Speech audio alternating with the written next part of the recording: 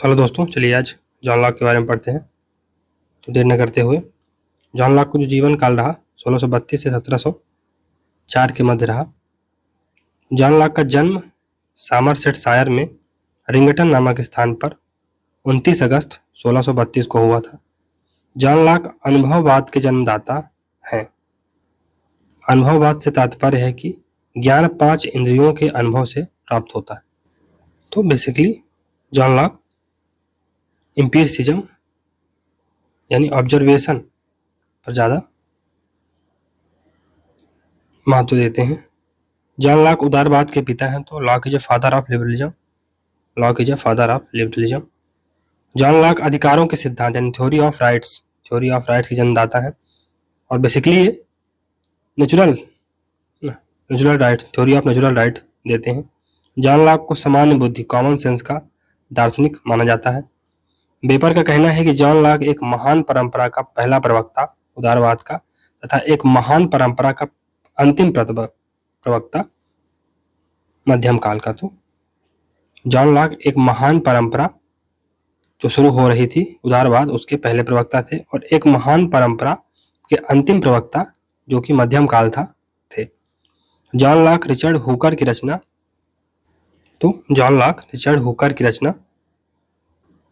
इक्लीजियास्टिकल polity से बहुत ज़्यादा प्रभावित थे। जॉन लॉक की सबसे प्रसिद्ध पुस्तक है truth rises of civil government. इसके पहले भाग में जॉन लॉक ने रॉबर्ट फिल्मर की पुस्तक पैट्रियार्का और the natural power of the king का खंडन किया है, जिसमें राजा की प्राकृतिक शक्तियों का वर्णन किया गया है। जॉन लॉक के अनुसार राजा को अपनी संपत्ति अपने उत्तराधिकारियों को देने की शक्ति नहीं है। जॉन लॉक ने प्राकृतिक अधीनता के सिद्धांत का खंडन किया जो फिल्मर ने दिया था। पुस्तक के दूसरे भाग में अपने सिद्धांतों का प्रतिपादन किया। इस पुस्तक में 1688 की गौरवमयी क्रांति का समर्थन किया गया था। अनुभववाद यानी जो एम्पिरिसिज्म है वो क्या है, तो जॉन लॉक ने an essay concerning human understanding नामक रचना लिखी। अनुभववादियों के अनुसार व्यक्ति का समूचा ज्ञान अनुभव पर आधारित होता है, यानी एक्सपीरियंस या ऑब्जर्वेशन पर बेस्ड होता है, जो 5 ज्ञानेंद्रियों द्वारा प्राप्त होता है। इस विश्व का ज्ञान एवं उसका औचित्य केवल अनुभव द्वारा ही सिद्ध किया जा सकता है। अनुभववाद के अनुसार व्यक्ति का मस्तिष्क जन्म से खाली स्लेट यानी टेबुला रासा के समान होता है। अनुभववाद के अनुसार कोई भी ज्ञान प्रागानुभविक नहीं होता। अनुभववाद बुद्धिवाद का विरोधी विचार है, क्योंकि बुद्धिवाद के अनुसार ज्ञान मूलतः अनुभव पूर्व या प्रागानुभविक अप्रायरी होता है। प्राकृतिक अधीनता नेचुरल सब्जुगेशन के सिद्धांत का खंडन। तो रॉबर्ट फिल्मर के द्वारा यह कहा गया कि जिस प्रकार एक बच्चे पर पिता का प्राकृतिक नियंत्रण होता है, ठीक उसी प्रकार राजा का प्रजा पर स्वाभाविक रूप से नियंत्रण होता है। इस विचार को लॉक ने अस्वीकृत कर दिया।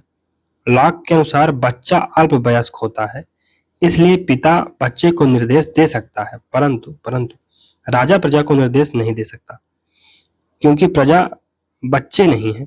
इसलिए व्यक्ति पर शासन करने का एक ही उपाय है व्यक्ति से सहमति प्राप्त करना। Consent of the people is necessary to rule over them. पितृसत्तात्मक राज का खंडन। तो लॉक पैटर्नलिस्टिक स्टेट को काइंड ऑफ डिनाई करते हैं।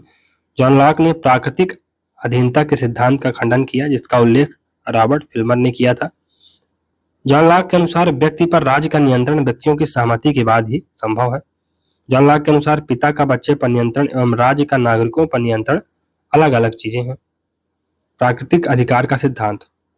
तो जॉन लॉक अधिकारों के सिद्धांत का जन्मदाता है। तो जॉन लॉक को थ्योरी ऑफ राइट्स का जन्मदाता माना जाता है।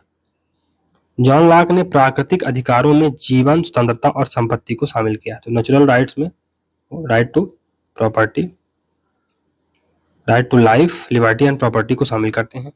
जॉन लॉक ने संपत्ति के अधिकार को अत्यधिक महत्व प्रदान किया तथा जीवन, स्वतंत्रता के अधिकार को भी संपत्ति के अधिकार में निहित माना।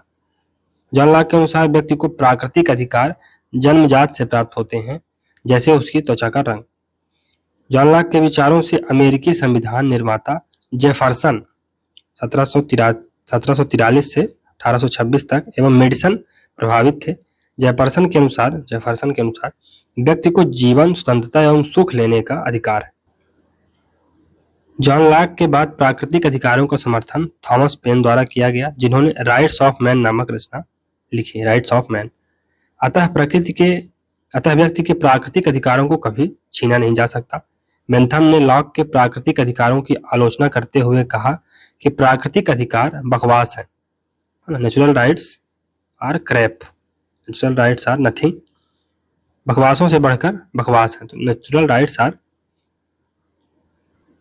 तो बेंथम के अनुसार नेचुरल राइट्स आर स्टिल्ट और नॉनसेंस अपॉन स्टिल्ट। प्राकृतिक अधिकार बकवास है, बकवासों से बढ़कर बकवास है, तो नॉनसेंस अपॉन स्टिल्ट है, ऐसा बेंथम बोलते हैं। बेंथम के अनुसार राज्य एवं सरकार से पहले अधिकारों की कल्पना अतार्किक है। जॉन लॉक के प्राकृतिक अधिकारों की आलोचना एडमंड बर्क और रूसो ने भी की है।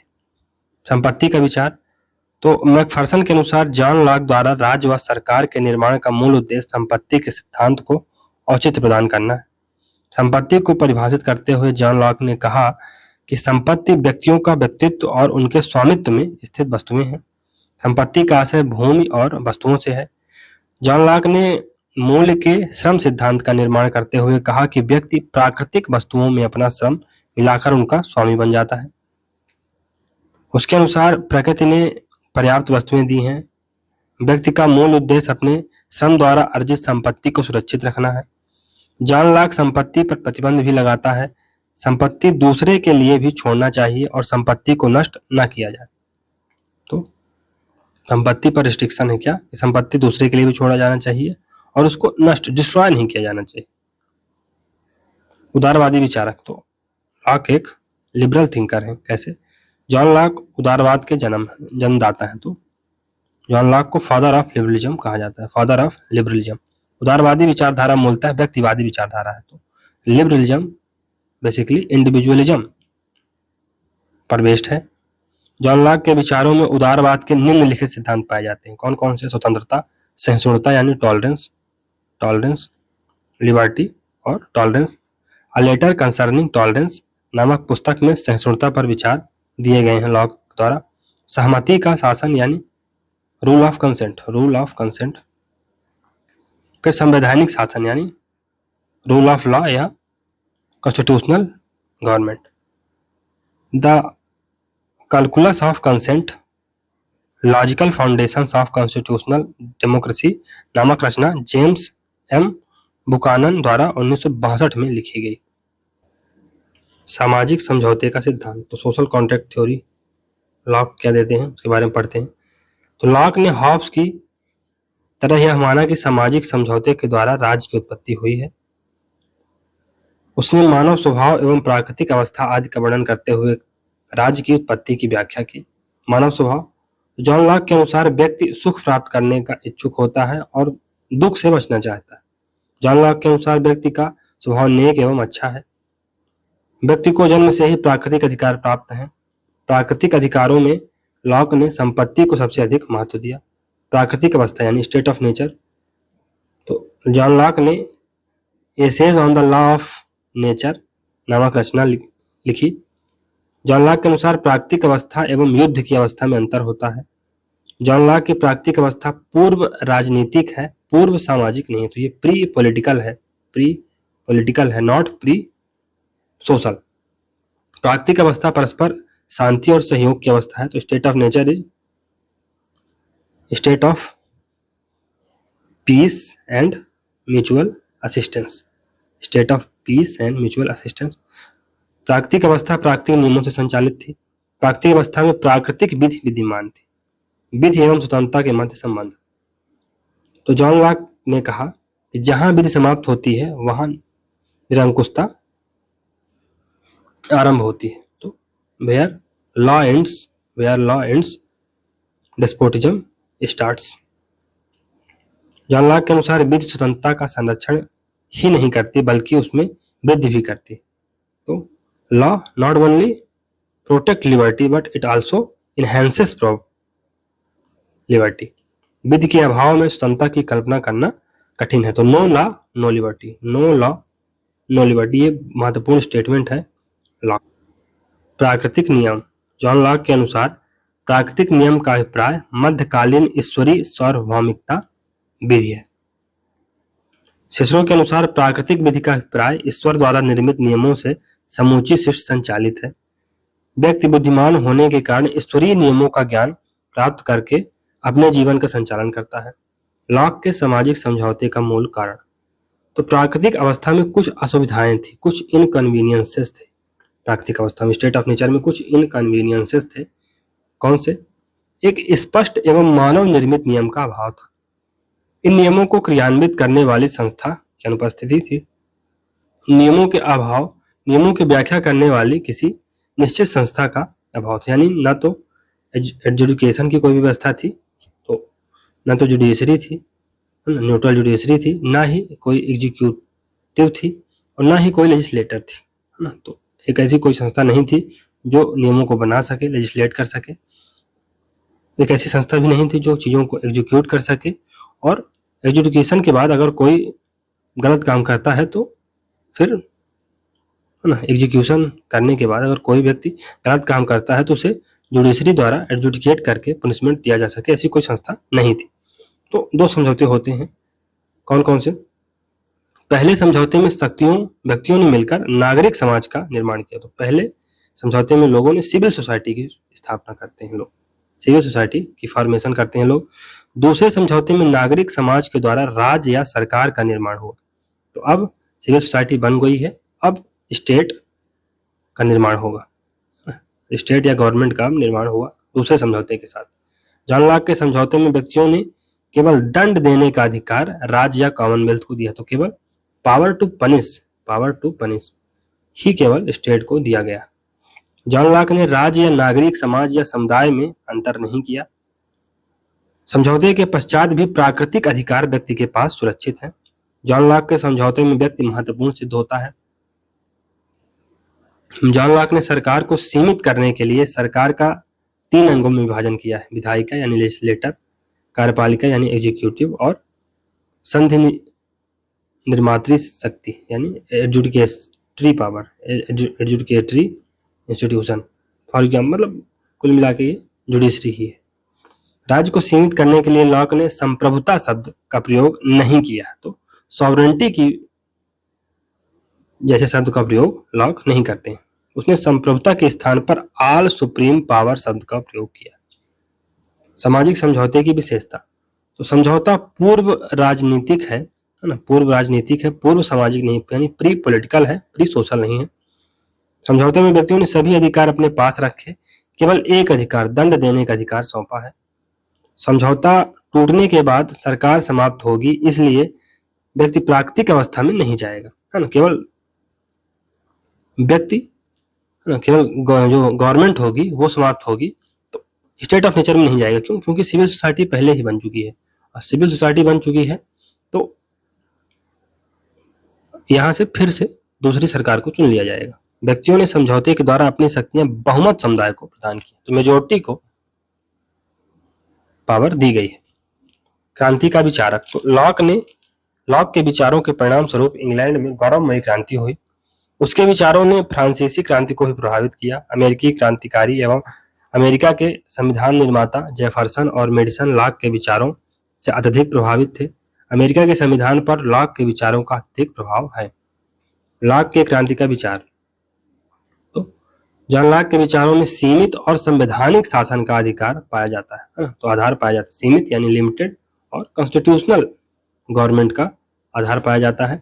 राज्य ने संभावित निरंकुश व्यक्ति पर प्रतिबंध लगाने के लिए इन निम्न आधारों पर क्रांति को औचित्यपूर्ण ठहराया। यदि राजा या एक व्यक्ति विधि के स्थान पर निरंकुश शासन करने लगे तो क्रांति लाई जा सकती है। जब राजा विधायिका के स्वतंत्र कार्यकरण में बाधा उत्पन्न करे, जब राजा निरंकुश रूप में चुनाव और चुनाव के तरीकों में परिवर्तन करने लगे, जब राजा या विधायिका नागरिकों को किसी विदेशी शक्ति के हवाले सौंपने लगे, यदि सर्वोच्च कार्यकारी अधिकारी विधि की अवहेलना या उसका पालन न करे। जॉन लॉक के अनुसार क्रांति के परिणाम स्वरूप सरकार को हटाया जाता है, राज्य या कॉमनवेल्थ विद्यमान रहता है। तो कॉमनवेल्थ या सिविल सोसाइटी विद्यमान रहती है, केवल गवर्नमेंट को हटाया जाता है। जबकि हॉब्स के अनुसार क्रांति के परिणाम स्वरूप प्राकृतिक अवस्था पुनः आ जाएगी। तो हॉब्स क्या कहते हैं कि अगर क्रांति हुई तो स्टेट ऑफ नेचर फिर से आ जाएगी, इसलिए लेवियाथन क्रिएट करो, एक मॉन्स्टर क्रिएट करो, एक एब्सोल्यूट स्टेट क्रिएट करो। क्योंकि हॉब्स के विचार में राज्य, समाज एवं सरकार सभी का निर्माण एक ही समझौते से हुआ। जॉन लॉक ने सरकार को एक ट्रस्ट या लिमिटेड लाइबिलिटी कंपनी की संज्ञा दी है। तो हॉब्स का लॉक का एक फेमस स्टेटमेंट है कि government is trust and people are trustee. John Locke ने क्रांति के स्थान पर स्वर्ग से प्रार्थना, अपील टू हेवन शब्द का प्रयोग किया। राज्य के कार्य, जॉन लॉक ने राज्य के नकारात्मक कार्यों का उल्लेख किया है। विधि व्यवस्था बनाए रखना यानी रूल ऑफ लॉ बनाए रखना और लॉ एंड ऑर्डर मेंटेन करना। दूसरा, एक्सटर्नल जो एग्रेशन है उससे रक्षा करना। राज्य की प्रकृति, तो नकारात्मक राज्य, पुलिस स्टेट है ना, नाइट वॉचमैन स्टेट, रात्रि प्रहरी राज्य, और हस्तक्षेपवादी राज्य यानी लेसफेयर स्टेट होगा, नॉन इंटरफेरेंस वाला स्टेट होगा। इसका अभिप्राय क्या है कि समझौते की स्वतंत्रता को बनाए रखना और पितृसत्तात्मक राज्य का अभाव होगा यानी पैटर्नलिस्टिक स्टेट का अभाव होगा। लॉक की शासन प्रणाली, तो सहमति का शासन यानी रूल ऑफ कंसेंट, सीमित शासन यानी लिमिटेड गवर्नमेंट। जॉन लॉक राजतंत्र का विरोधी था, तो ये राजतंत्र का विरोधी था, परंतु संवैधानिक राजतंत्र का, कॉन्स्टिट्यूशन मोनार्की का तो ये विरोधी था, लेकिन कॉन्स्टिट्यूशनल मोनार्की का ये समर्थन करता है। कौन? लॉक। जॉन लॉक के अनुसार प्रतिनिधि शासन में सबके लिए प्रतिनिधित्व नहीं था। जॉन लॉक के लिए लोकतंत्र एक साधन तथा उदारवाद साध्य था। व्यक्तिवाद यानी इंडिविजुअलिज्म क्या है? तो व्यक्ति को राज्य एवं समुदाय से ज्यादा महत्व देने वाले विचारक व्यक्तिवादी कहलाते हैं। व्यक्तिवादी व्यक्ति की स्वतंत्रता एवं सुख बढ़ाने के लिए राज्य को साधन मानते हैं, इसलिए उदारवादी उपयोगितावादी विचारक व्यक्ति की मान्यता में विश्वास रखते हैं। पूंजीवादी विचारक, तो सीबी मैकफरसन ने अपनी रचना the political theory of possessive individualism 1965 में आती है, में हॉब्स और लॉक को तो सीबी मैकफरसन ने अपनी रचना political theory of possessive individualism में, जो कि 1962 में आती है, में हॉब्स और लॉक को स्वत्व मूलक व्यक्तिवादी यानी पजेसिव इंडिविजुअलिस्ट कहा है। किसको? हॉब्स और लॉक को। सीबी मैकफरसन ने लॉक को पूंजीवाद का जन्मदाता कहा है। सीबी मैकफरसन के अनुसार लॉक के राज्य का मुख्य उद्देश्य संपत्ति की रक्षा करना है। सीबी मैकफरसन के अनुसार लॉक ने संपत्तिशाली लोगों को अधिकार प्रदान किए हैं। जेम्स टुली इस विचार से सहमत नहीं है। उनके अनुसार लॉक संवैधानिक शासन का समर्थक है। लॉक के विचारों में अंतर्निहित विरोधाभास। लॉक के विचार एक ओर अनुभववाद से प्रभावित है तथा दूसरी ओर मध्यकालिक विचारक रिचर्ड हुकर का उन पर स्पष्ट प्रभाव है। लॉक के विचारों में हॉब्स की भांति तार्किक संगति विद्यमान नहीं है, क्योंकि उसने 4 स्तर पर सर्वोच्च शक्ति की कल्पना की है। सरकार में विधायिका सर्वोच्च होगी, जबकि सरकार से सर्वोच्च समुदाय होगा। समुदायों का भी मूल उद्देश्य प्राकृतिक अधिकारों की रक्षा करना है। प्राकृतिक अधिकारों से महत्वपूर्ण प्राकृतिक विधि है, इसलिए यह भ्रम उत्पन्न होता है कि व्यक्ति के प्राकृतिक अधिकार ज्यादा महत्वपूर्ण है या समुदाय के दंड का अधिकार ज्यादा महत्वपूर्ण है। व्यक्ति ज्यादा महत्वपूर्ण है या समुदाय का महत्व ज्यादा है। समझौता 1 या 2 स्पष्ट नहीं है। उदारवादी होते हुए मध्यकालीन विचारों से प्रभावित है। कौन? लॉक। लॉक की रचनाएं, तो an essay concerning human understanding, ये 1987 में लिखा गया, जो कि 1990 में प्रकाशित हुआ। लॉक ने 4 लेटर्स कंसर्निंग टॉलरेशन, ये 1689 में लिखा, जिसमें दूसरा पत्र अत्यधिक प्रसिद्ध है। अ लेटर कंसर्निंग टॉलरेशन 1689 में। द रीजनेबलनेस ऑफ क्रिश्चियनिटी, ये 1695 में आती है। रीजनेबलनेस ऑफ क्रिश्चियनिटी, इस पुस्तक में लॉक ने ईसाई धर्म का तार्किक बचाव किया। टू ट्रीटाइजेस ऑफ सिविल गवर्नमेंट या टू ट्रीटाइजेस ऑफ गवर्नमेंट 1689 में आती है। इस पुस्तक के बारे में पीटर लासलेट ने कहा कि यह रचना 1688 की गौरवमयी क्रांति के पहले लिखी गई थी। सम थॉट्स कंसर्निंग एजुकेशन, ये 1693 में आती है। सम थॉट्स कंसर्निंग एजुकेशन, शक्ति के पृथक्करण के सिद्धांत के जन्मदाता मॉन्टेस्क्यू हैं। इन्होंने द स्पिरिट ऑफ लॉज ये 1748 नामक महत्वपूर्ण रचना लिखी। संयुक्त राज्य अमेरिका के संविधान निर्माता पर लॉक का प्रभाव पड़ा है। फिर लॉक को चलिए एक बार और चीज देख लेते हैं। तो 1632 से 1704 के बीच में रहे। ये एक इंग्लिश फिलोसफर रहे हैं। इन्हें लिबरलिज्म का फादर कहा जाता है। और लॉक ने मेनली ग्लोरियस रिवॉल्यूशन, जो कि 1688 में इंग्लैंड में हुआ था, उसी समय उन्होंने अपनी रचनाएं लिखी। लॉक का मानना था कि state of nature state of perfect and complete liberty है, जहां पर किसी अन्य द्वारा कोई भी इंटरफेरेंस नहीं किया जा रहा। लेकिन state of nature pre political है, it is not pre moral. Problem with state of nature, state of nature में क्या समस्याएं थी, क्या इनकन्वीनियंसेस थे? तो कोई एस्टेब्लिश लॉ नहीं था, कोई इम्पार्शियल जज नहीं था, और इम्प्लीमेंटेशन ऑफ लॉ यानी कोई एग्जीक्यूटिव भी नहीं थे। तो no executive, no legislator and no judiciary, तीन चीजें मिसिंग थी। लॉक के सोशल कॉन्ट्रैक्ट में लोगों ने अपने कुछ राइट्स गवर्नमेंट को ट्रांसफर किए, जिसके माध्यम से वो अपनी जो लाइफ, लिबर्टी और प्रॉपर्टी को, जो कि नेचुरल राइट्स हैं, को कंफर्टेबली एंजॉय करते रहे। तो पीपल अपनी प्रॉपर्टी पर एक लिमिट लगाने के लिए एग्री हो जाएंगे और प्रॉपर्टी को एक जनरेशन से दूसरे जनरेशन पर ना, मतलब उसको पास ऑन किया जा सकता है, लेकिन इसके लिए कंसेंट होना जरूरी है।